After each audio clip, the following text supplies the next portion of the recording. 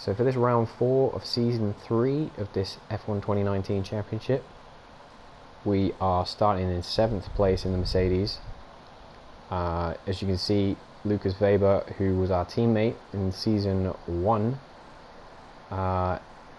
in F2, he is the current reigning world champion. Alfa Romeo have run away with the championship last season. Haas and Renault are also way ahead on development, so that means that Red Bull are actually the worst team. Mercedes and Ferrari languishing down in 4th and 5th place in terms of reliability and competitiveness. So we've got the 2 fastest cars on the grid at the front. We're starting in 7th, just trying to get a top 10 finish at this point. We can't really ask for anything more. The car is not good enough for that. So let's get going. I was lucky to get it 7th place on the grid, to be fair. I think there were a few demotions due to reliability, which we managed to get from season 2. I've gone way wide at the start there, overshot the braking point, following the 2 Ferraris in, trying to get a little jump on Charles Leclerc there. Did manage to get it, and then again just settling in behind Bottas for the early part of the race. It's such a tricky section, that castle complex. And just getting jammed in between the Ferraris there. It was just lots of midfield mayhem going on. Again, going up through the castle complex.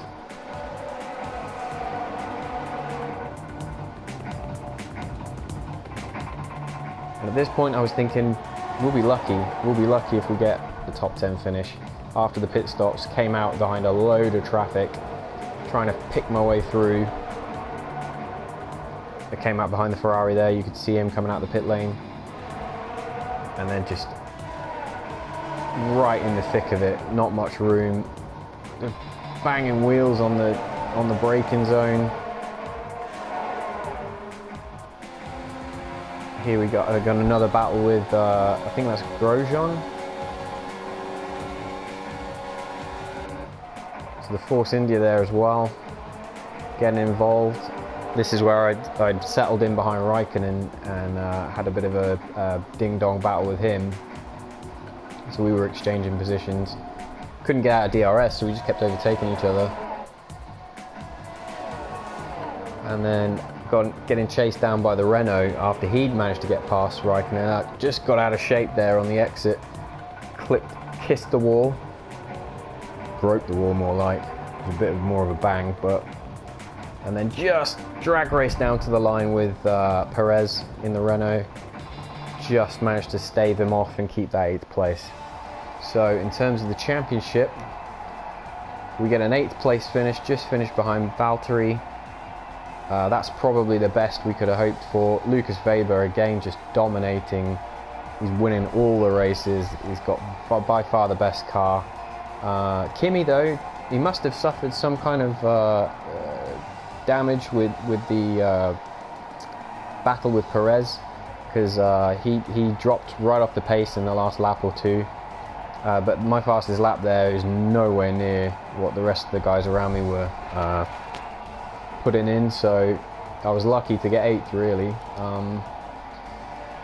We look at the championship, very clearly Alfa Romeo and Haas have the best car, and you can see that reflected in the championship as well. So we've just got to try and claw back some performance from somewhere to try and get Mercedes back up to the top. But it's going to be a hard job, because those 2 top teams have really got out in front in terms of research and development. And it's going to be very difficult for everybody else to catch them, certainly this season. So I don't know whether I should try and get into one of those top 2 teams for next season, or when the driver market opens again, or whether to stick it out with Mercedes. Let's find down in the comments section what people think.